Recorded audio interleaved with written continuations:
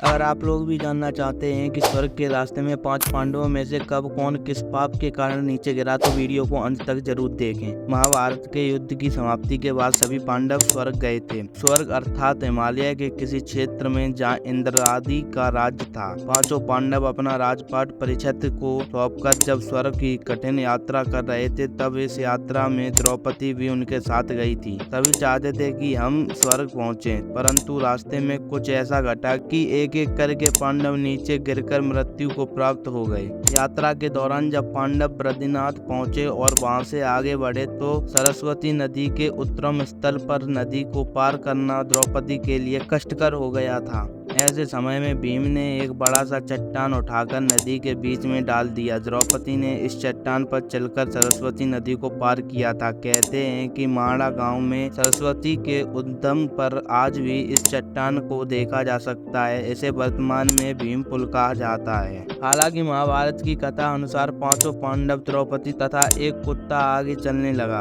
एक जगह द्रौपदी लड़खड़ाकर गिर पड़ी। द्रौपदी को गिरा देख भीम ने युधिष्ठिर से पूछा कि द्रौपदी ने कभी कोई पाप नहीं किया, तो फिर क्या कारण है कि वह नीचे गिर पड़ी। युधिष्ठिर ने कहा, द्रौपदी हम सभी में अर्जुन को अधिक प्रेम करती थी, इसलिए उसके साथ ऐसा हुआ। ऐसा कहकर युधिष्ठिर द्रौपदी को देखे बिना ही आगे बढ़ गए। जैन श्रुति के अनुसार स्वर्ग यात्रा के दौरान द्रौपदी भीम का सहारा लेकर चलने लगी, लेकिन द्रौपदी भी ज्यादा दूर नहीं चल पाई और वह भी गिरने लगी। ऐसे समय भीम ने द्रौपदी को संभाला। उस समय द्रौपदी ने कहा, सभी भाइयों में भीम ने ही मुझे सबसे ज्यादा प्यार किया है और मैं अगले जन्म में फिर से भीम की ही पत्नी बनना चाहूंगी। थोड़ी देर बाद सहदेव भी गिर पड़े। तब भीम ने पूछा, सहदेव क्यों गिरा? युधिष्ठिर ने कहा, सहदेव किसी को अपने जैसा विद्वान नहीं समझता था, इसी दोष के कारण गिरना पड़ा। कुछ देर बाद नकुल भी गिर पड़े। भीम के पूछने पर युधिष्ठिर ने बताया कि नकुल को अपने रूप पर बहुत अभिमान था, इसलिए आज इसकी यह गति हुई है। थोड़ी देर बाद अर्जुन भी गिर पड़े। युधिष्ठिर ने भीम से कहा,